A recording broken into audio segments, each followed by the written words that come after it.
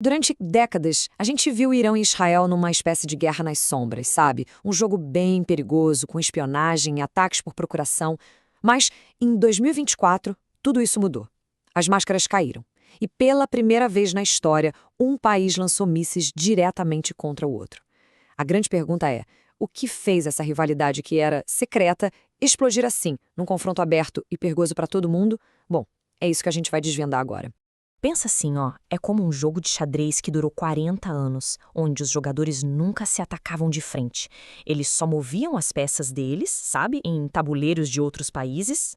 Aí, de repente, um dos jogadores simplesmente vira a mesa e joga uma peça na cara do outro. Foi basicamente isso que aconteceu. Aquelas regras não escritas que mantinham uma paz bem frágil simplesmente foram rasgadas.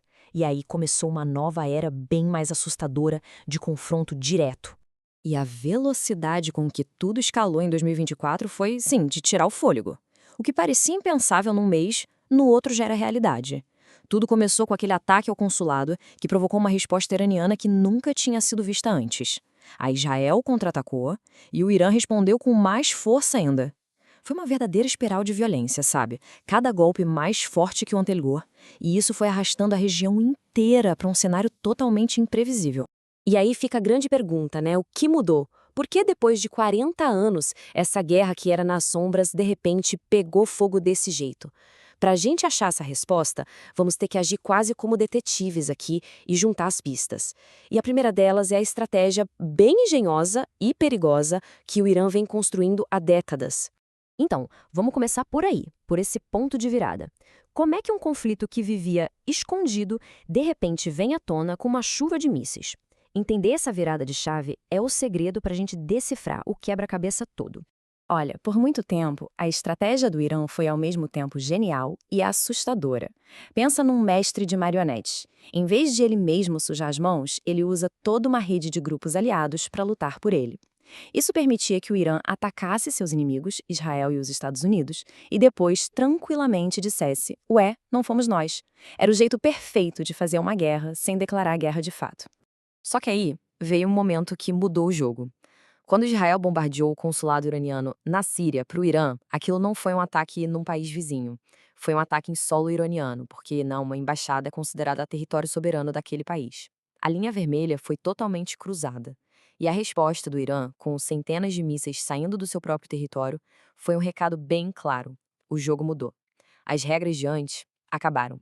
Mas como é que o Irã conseguiu manter essa guerra por procuração por tanto tempo? A resposta está na sua criação mais, digamos, formidável. Uma rede de aliados espalhada por todo o Oriente Médio, que ficou conhecida como o Eixo da Resistência. Para entender o Eixo da Resistência, não pensa num exército tradicional. Pensa mais como uma teia de aranha. Bem no centro está Teherã, que manda o dinheiro, as armas, o treinamento. E nas pontas dessa teia, espalhados pela região, estão vários grupos militantes. E qual é o objetivo disso tudo? Basicamente, criar um tipo de anel de fogo em volta de Israel e, ao mesmo tempo, projetar o poder do Irã sem que seus próprios soldados precisem dar um tiro sequer. E os jogadores que compõem essa rede são bem poderosos. No Líbano, a gente tem o Hezbollah, que é a joia da coroa do Irã. É praticamente um exército. Lá no Iêmen, tem os Houthis, que são capazes até de fechar rotas marítimas super importantes. E, claro, várias milícias na Síria e no Iraque. Agora, o caso mais curioso talvez seja o do Hamas. Eles são sunitas e a grande maioria do eixo é xiita.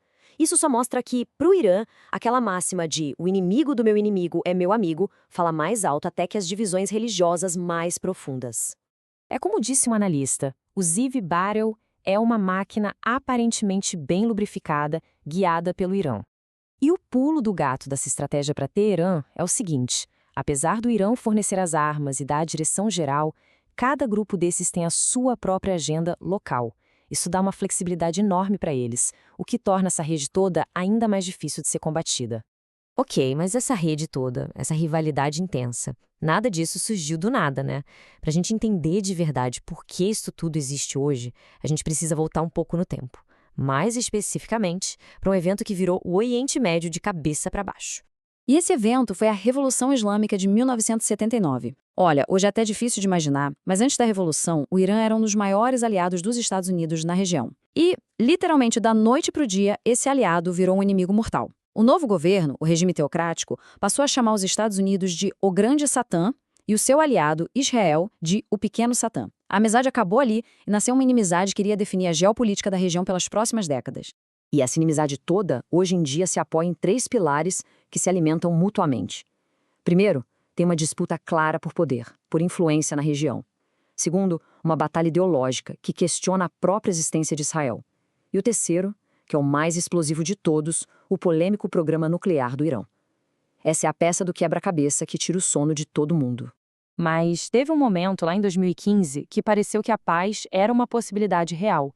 O mundo todo celebrou o que foi chamado de JCPOA, que era o acordo nuclear com o Irã. A ideia era bem simples. O Irã ia limitar-se ao programa nuclear e, em troca, as sanções econômicas contra o país seriam retiradas. Pela primeira vez em muito tempo, parecia que a diplomacia estava ganhando, sabe? Parecia um caminho para acalmar as coisas. Só que essa esperança durou bem pouco. Em 2018, os Estados Unidos simplesmente saíram do acordo e impuseram sanções ainda mais pesadas. A reação do Irã foi, como era de se esperar, imediata. Eles religaram as centrífugas e pisaram no acelerador do programa nuclear. E com isso, todo mundo voltou para a rota de colisão. 60%. Guarda esse número. Esse é o nível de enriquecimento de urânio que o Irã já atingiu. Para a gente ter uma ideia do que isso significa, o nível para construir uma arma nuclear é por volta de 90%. Ou seja, eles estão a um pulo, tecnicamente falando, de ter a capacidade de construir a bomba. E mesmo que o Irã diga de pé junto que não quer uma arma, só o fato de ter essa capacidade já muda completamente o jogo de poder na região. Agora vamos tentar olhar isso pela ótica de Teherã por um instante. Eles viram o que aconteceu com líderes como Saddam Hussein e Muammar Gaddafi depois que abriram mão de seus programas de armas. Como diz o pesquisador Leonardo Paes, para eles, ter uma arma nuclear não é sobre atacar, é sobre garantir que eles não sejam atacados. É, no fim das contas, a pólice de seguro definitiva para a sobrevivência do regime. Então, vamos juntar todas as peças. A guerra nas sombras, o eixo da resistência, a corrida nuclear. Que cenário para o futuro a gente consegue enxergar? Bom, o que se desenha é um cenário bem instável, totalmente imprevisível e, francamente, muito mais perigoso do que era antes. O que a gente tem agora é uma espécie de pior dos dois mundos. A guerra nas sombras não terminou, mas agora ela se mistura com a guerra aberta direta. Imagina um ringue de boxe. Só que, além dos dois lutadores lá dentro, a galera da torcida também pode começar a jogar pedra um no outro a qualquer momento. É esse o ambiente, caótico, sem regra clara e onde um pequeno erro de cálculo pode acabar numa catástrofe.